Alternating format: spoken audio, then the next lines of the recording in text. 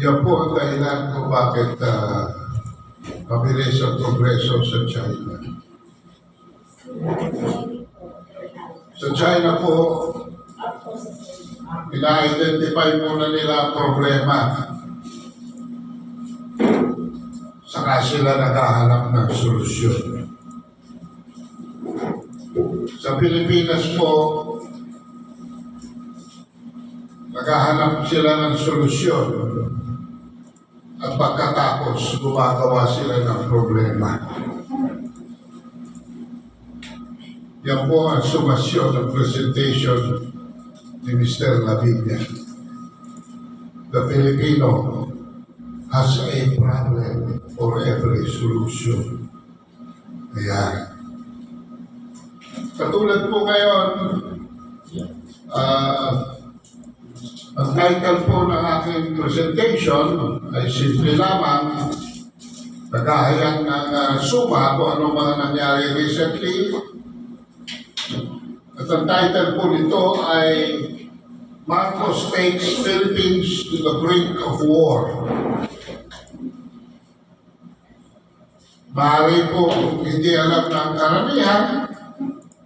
Ito po ay nagsimula last year, February pa po, sa pagtatayo ng 4 additional sites sa EDCA, Enhanced Defense Cooperation Agreement with the U.S. At ngayon, mukhang hindi na makatulog si Presidente Marcos dahil hanggang ngayon ay ang kapalit ng 4 na base ay wala pang dumarating at sinisingil na niya ang kanyang tiyo, si Babe Surwaldes. Kaya pareho na silang hindi makatulog. Yung isa is sleepless in Washington, D.C. Yung isa is sleepless overlooking Pasig River. Kaya, yan o ang katotohanan. At habang piniprepara tayo sa ayaw natin o sa gusto, para sa sigalot, sa gulo, at sa gera, our government speaks with many voices. Ang ganda po ng timing. Dahil ka-announce lang kahapon ni Danilo that China will soon unveil its 4th aircraft carrier. Ayan po mga kabansa. 4 na. Ang Amerika, 7 ang major aircraft carrier nila. Kaya nga 7 fleet. No? Ang bawat isang aircraft carrier ay nagbabantay sa buong mundo na may mga kasama, mga bodyguard na mga destroyers, frigates, and whatever, submarines. Ito po nakarang 10 araw ay dumaro ang ating Pangulo sa Australia. At siya ay pumirma ng 3 agreements. Una, sa maritime domain and maritime environment. Pangalawa, sa cyber and critical technology. At pangatlo, sa effective competition laws and policies. Yung po muna, sa ngayon sa palasyo, ay naghahangad na i-strengthen ang civil-military cooperation, enhance defense deals, and promote international law and rule-based, markahan nyo, rule-based international order. Kaya ito ay agad-agad na binatikos ng China.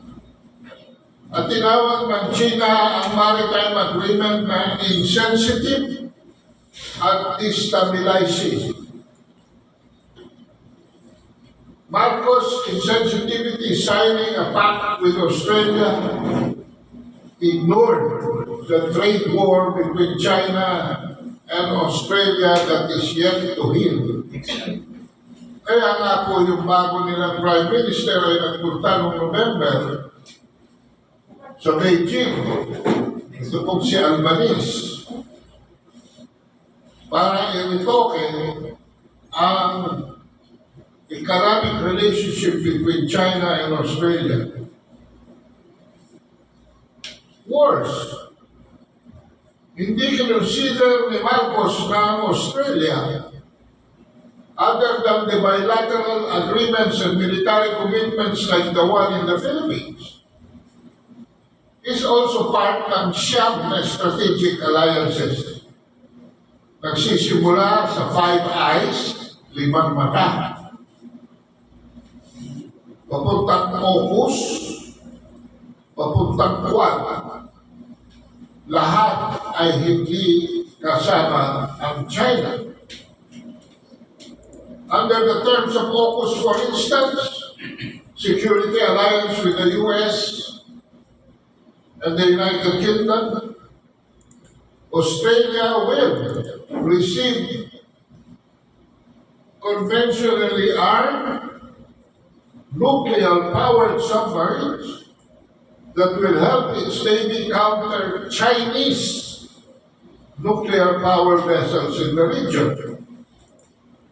Kaya sa pagsasalita ng Deputy Director ng China's Foreign Ministry na si Mao Ning, sabi niya, the South China Sea is generally stable.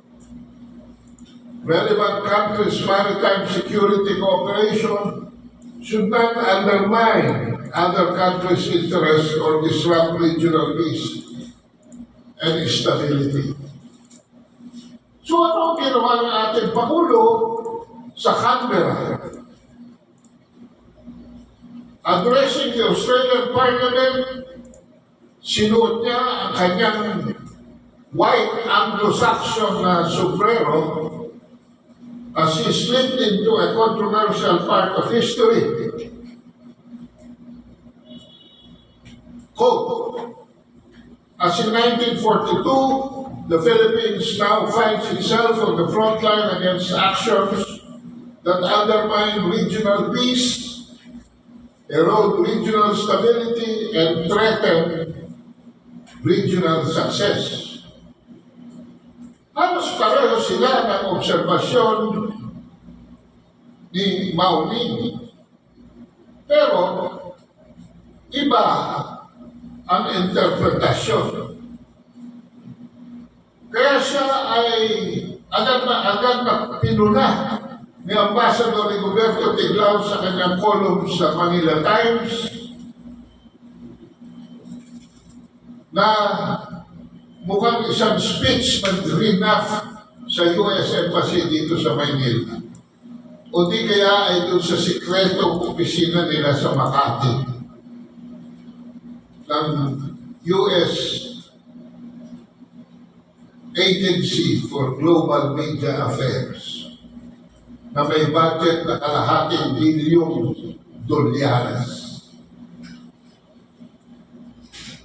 Ang sabi ni Tiglao, that statement is so grossly inaccurate. Hindi po ang Pilipinas ang nasa frontline ng World War II Pacific Theater.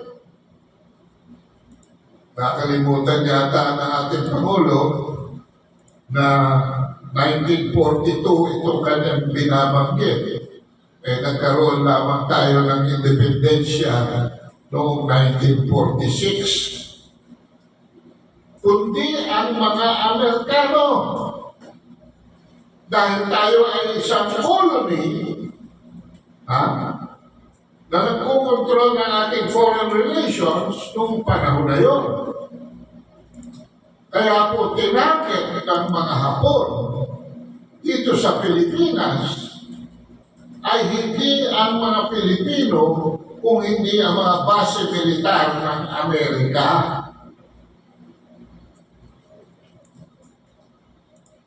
The American leadership even ordered, sabi ni Tiglaw, their colony to be abandoned.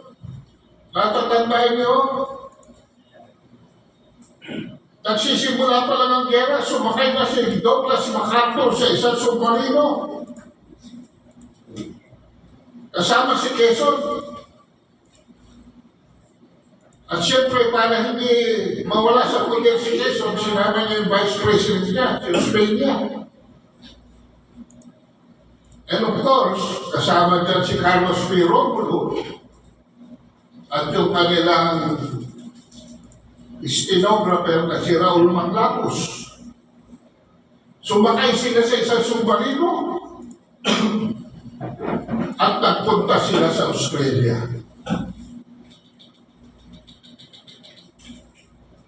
Tumakas si MacArthur at iniwan kay Wainwright, General Wainwright, ang pagsuko ng Pilipinas. Isinuko 100,000 USAFE,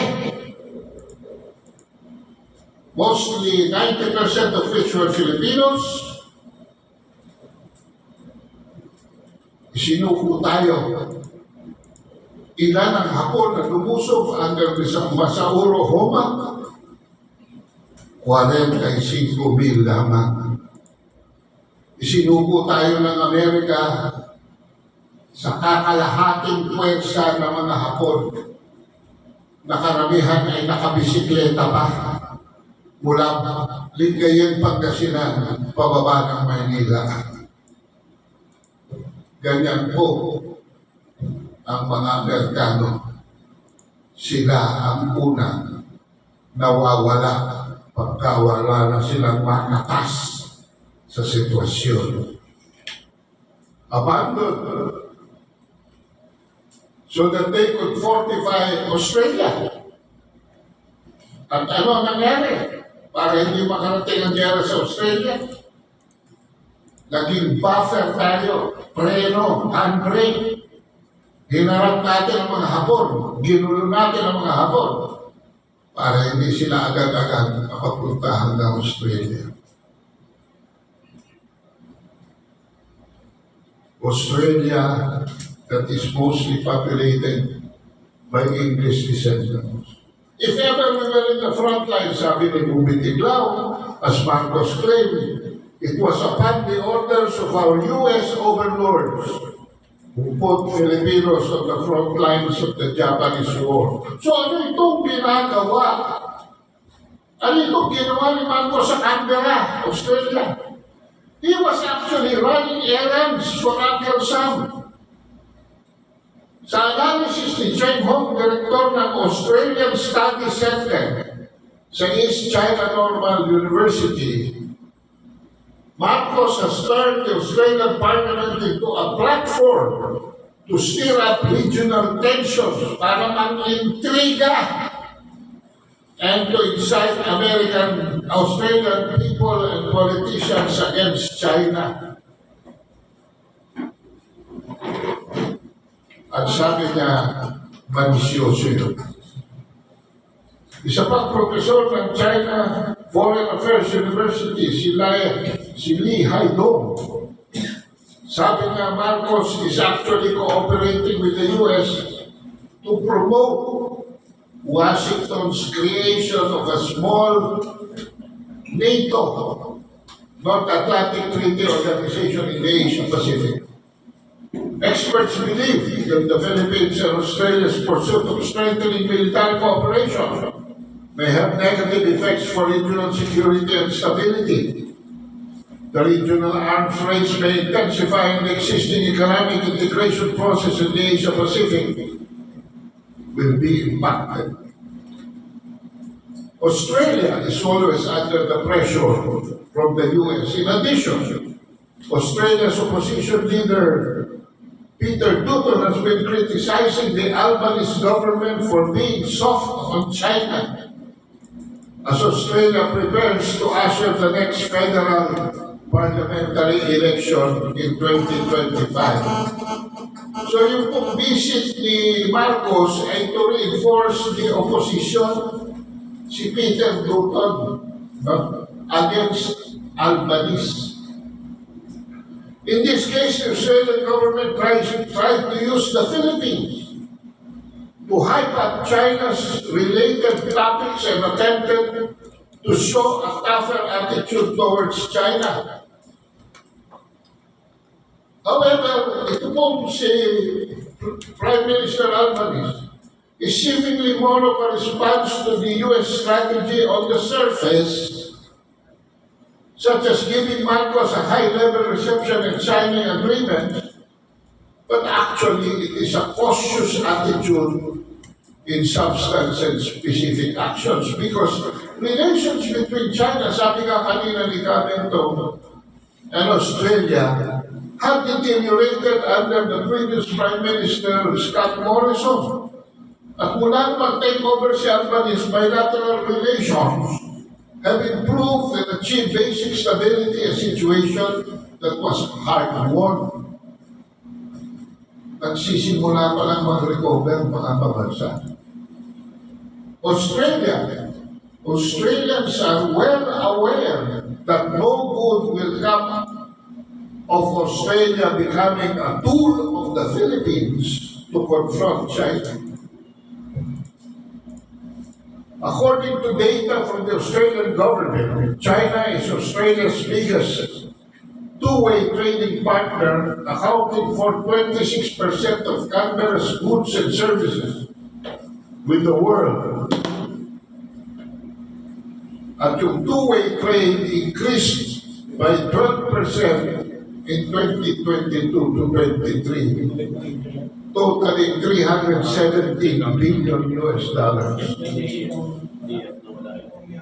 Eto na. The South China Morning Post said that Australia has invited Chinese Foreign Minister Wang Yi for a 2-day visit in the second half of March. Ano ibig sabihin? Para maghilom kung anumang damage ang na-create itong Marcos visit. Pupunta doon sa China itong si Wang Yi, mag-alis ni Marcos para retokehin kung ano man ang gulong ginawa ni Marcos. China is resolute in defending its territorial sovereignty, noting that if Australia chooses confrontation against China with the Philippines, Beijing-Canberra ties which have managed to recover ay babagsak ulit, with future disputes being more difficult to properly resolve. Alam mo ba ninyo na ang umaapaw na ngayon sa Australia, ang produkto nilang wine, dahil wala silang mapagbuntunan.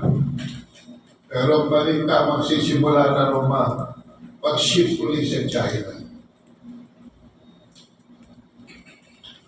In the midst of all this, ano nangyari?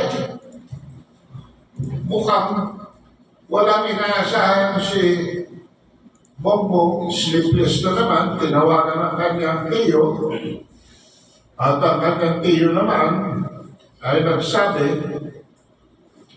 na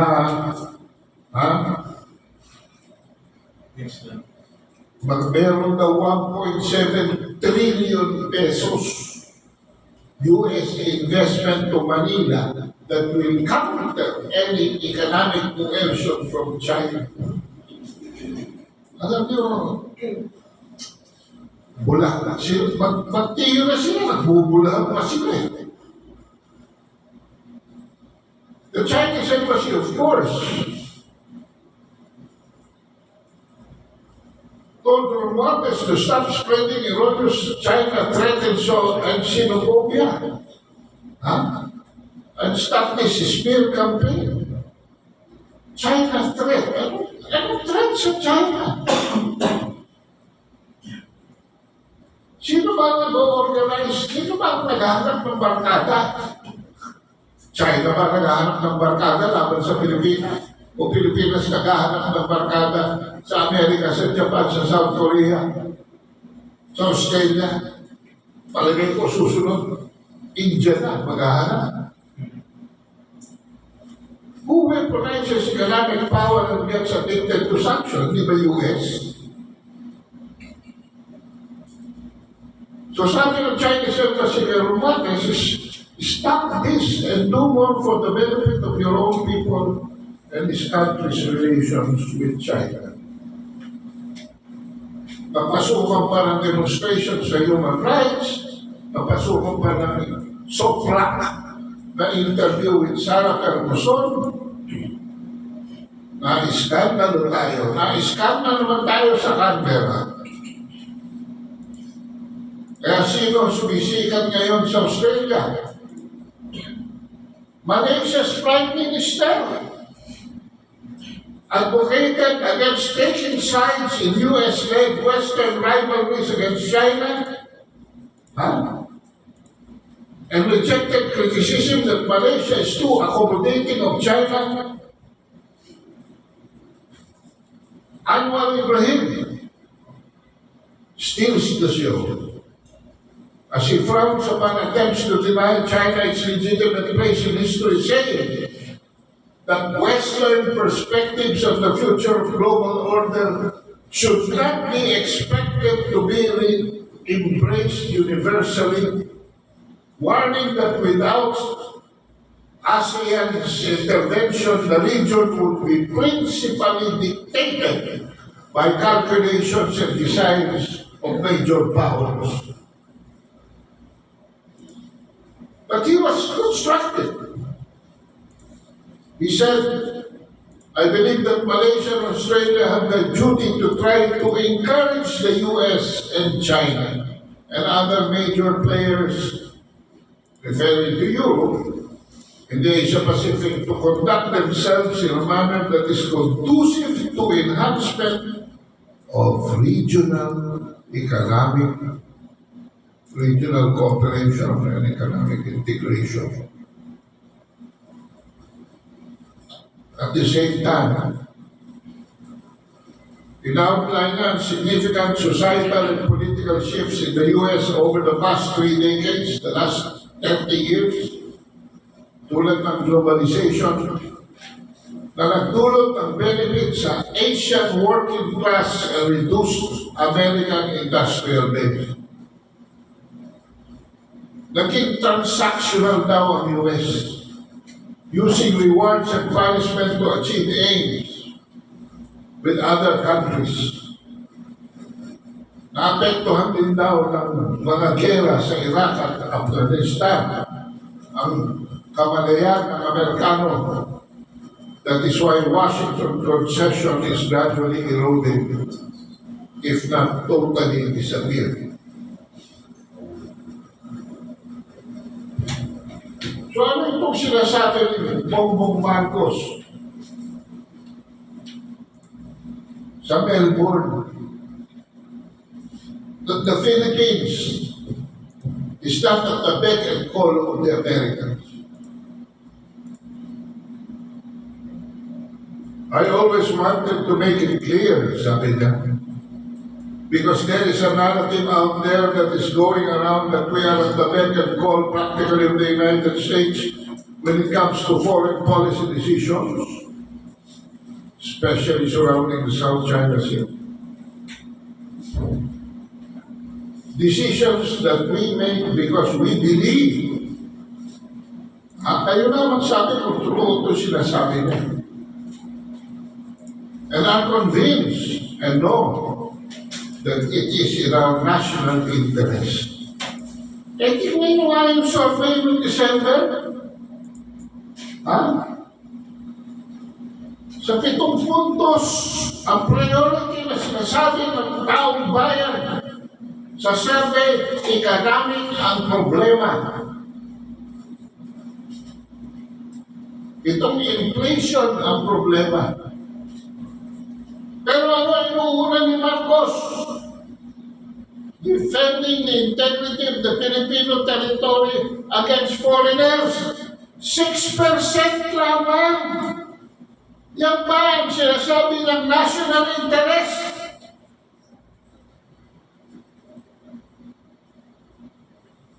Well, is how he is isolating himself. Diyan siya nagtatago sa issue na yan habang ang buong bansa ay sukan-suka na sa nangyayari sa ating ekonomiya. At habang siya national board, nagkagulo sa South China Sea, sa isang Prime Mission. Anong sabi natin, Pangulo? We continue to view with great alarm discontinuing dangerous maneuvers and dangerous action. And this time they damaged a cargo ship and caused injury to some of our civil, and I think we cannot do this in any way but in a most serious way. Mga kabansa, merong tinatawag na International Regulation for the Prevention of Collisions at Sea. Ayan mga kabansa, ang initial position ng mga barko. Ito ay hindi galing sa China na picture, ito ay galing sa Philippine Coast Guard. Sino na uunang barko? China. Ayun. Sino nasa kaliwa ng barko na nahuhuli? Philippines, nasa port side. So makatuwid, kung nandito yung Philippine ship, nasa starboard side niya, kung nandito yung Philippine ship, nasa kanan niya, yung Chinese Coast Guard. Di ba? Nasa starboard niya. Ano ang sabi ng call rings? When two power-driven vessels are crossing so as to involve risk of collision, the vessel which has the other on her starboard side or right side, ito, shall keep out of the way and shall, if circumstances of the case admit, avoid crossing ahead of the other vessel. So kung titignan nyo sa video na ito, ito yung starting position, pero sino nauna doon? Yung Philippine ship.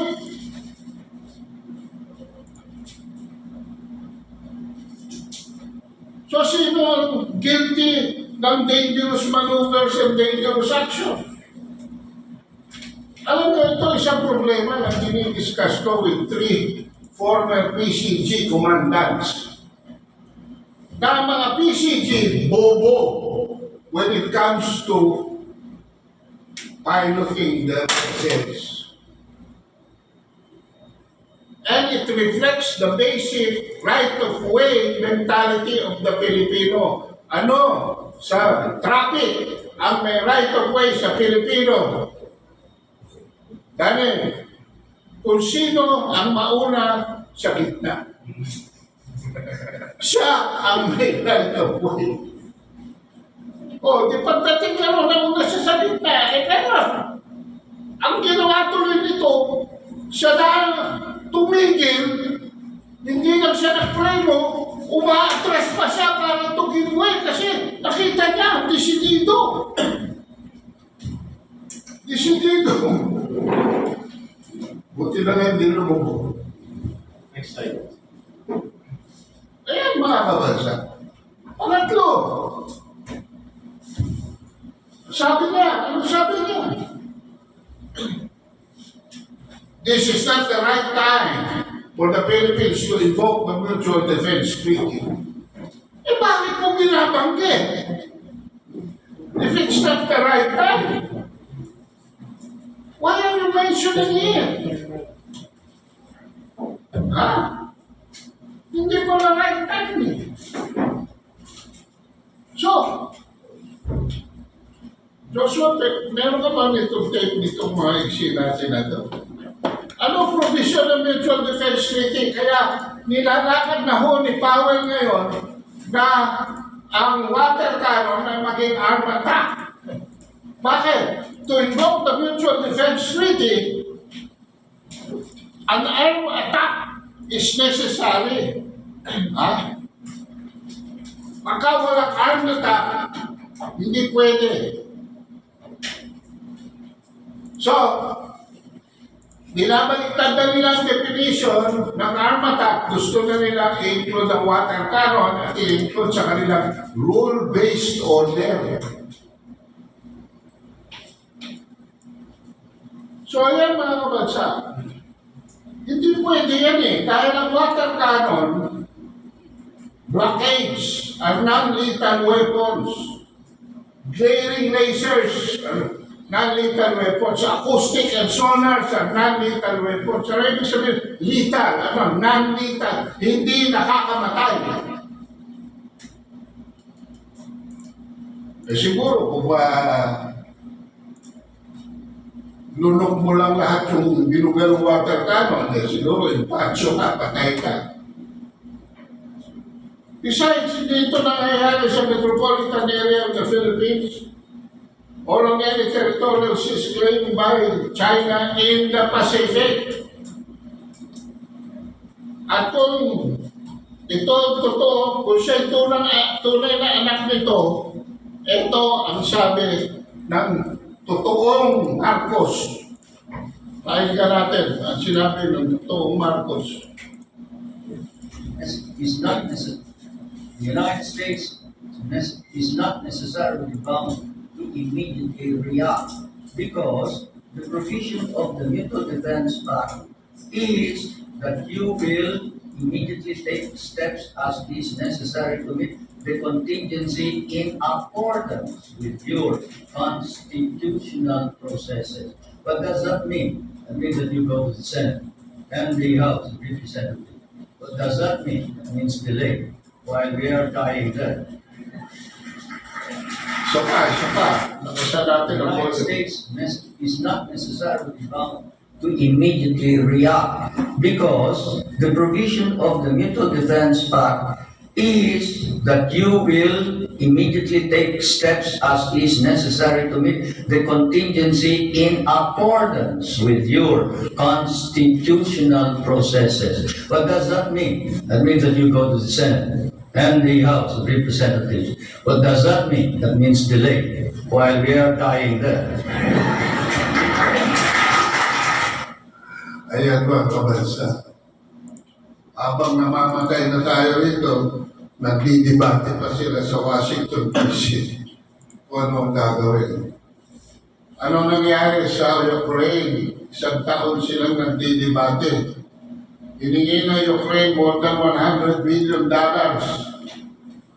Finally, darating na, pero 60 billion lamang.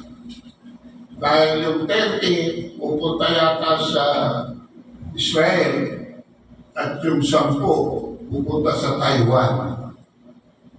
Walang nabanggit tungkol sa pupunta sa 4 sites ng EDCA.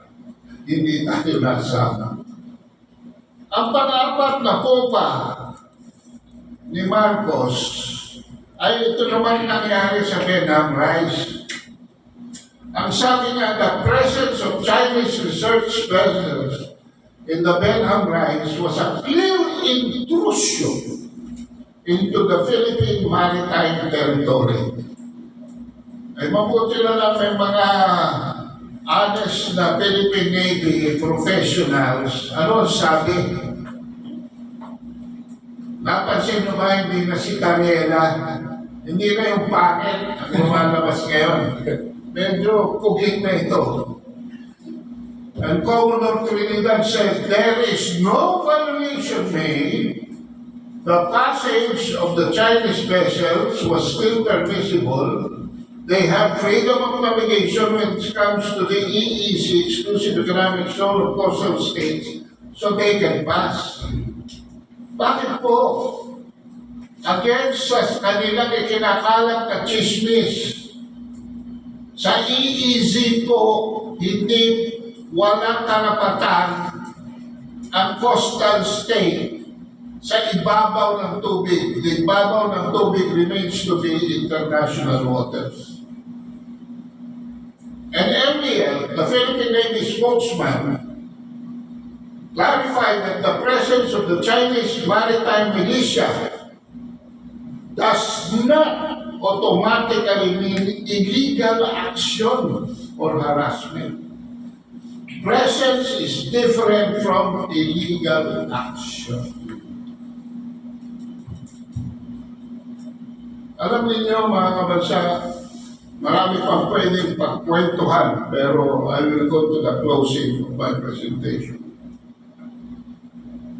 Ano ba talaga ang problema natin?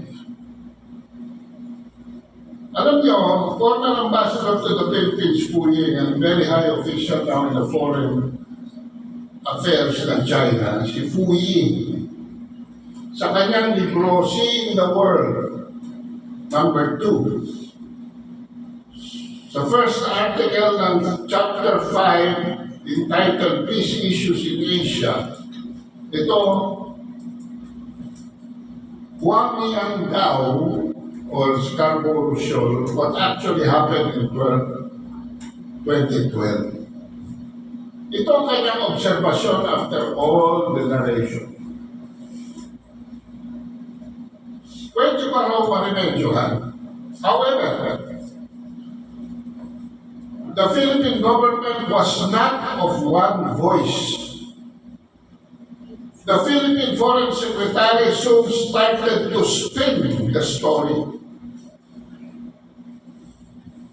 He claimed that China had persuaded the U.S. to put pressure on the Philippines to withdraw, and it had now occupied the Scarborough Shoal.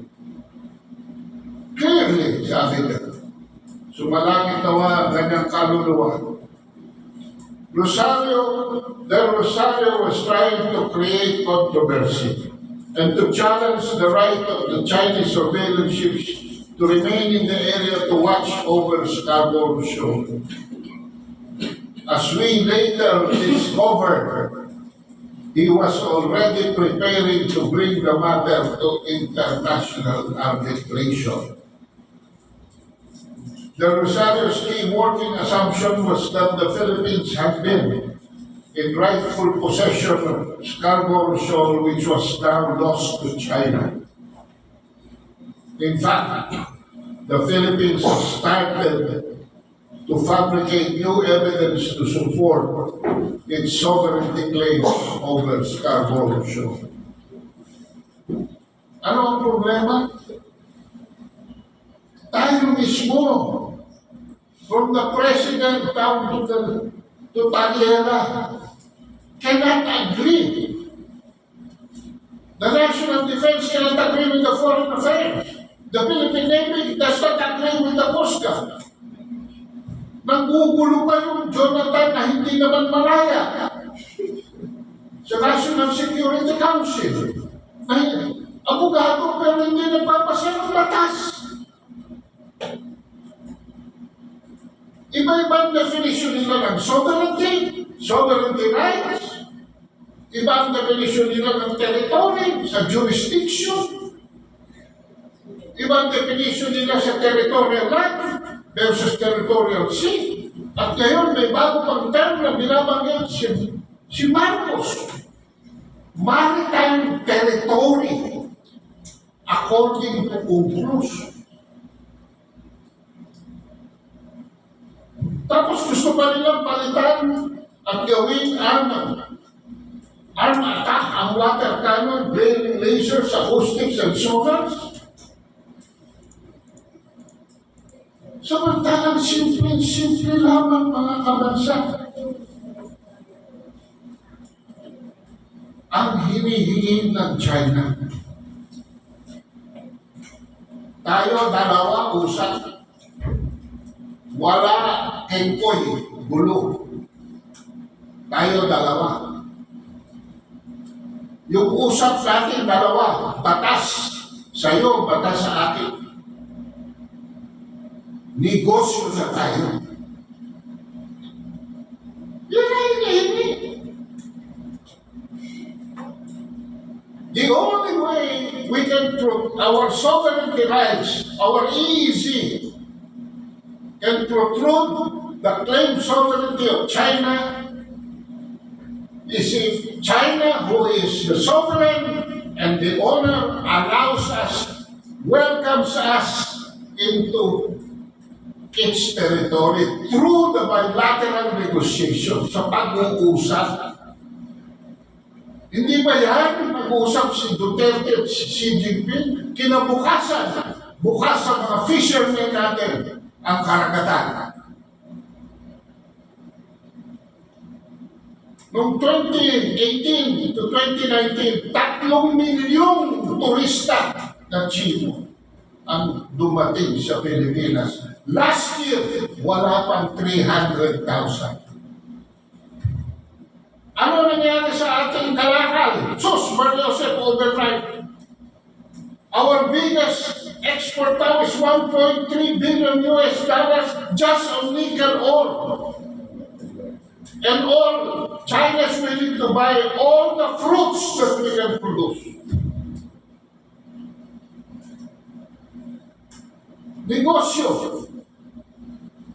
Sabi ng statistics, Japan, in terms of amount, is the biggest investor. But in terms of the volume, yung dami ng mga investors, China is number 1. Kaya nung panahon ni Duterte, pumuputok ang Binondo. At ang mga probinsyano nagpupunta sa Divisoria para kumuha ng kalakal at dalhin sa kanilang mga munisipyo. Para sa lahat may negosyo. Maraming may trabaho. Dumaan ang COVID. Nagahul ba tayo? Hindi. Dumating si Marcos. Nagahul tayo. Pati bigas na wala. And I can go on and on. Tulay, regalo, tatlo, tren, loan, yun, hanggang doon sa Mindanao.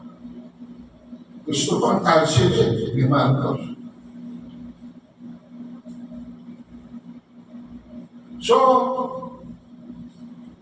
as the President wants to bring us to the brink of war, tayong mga Pilipino, tayong mga mamamayan should now be more conscious of what we really want from this government and demand the leadership that we deserve because we do deserve to live comfortably as Duterte promised and not die for the Marcos family just because Martin Araneta is in business with most of what we should have for food.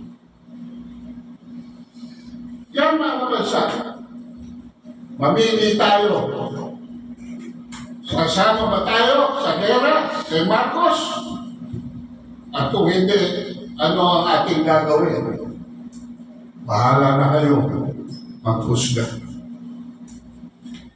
Salamat. Thank you, Doc, for enlightening us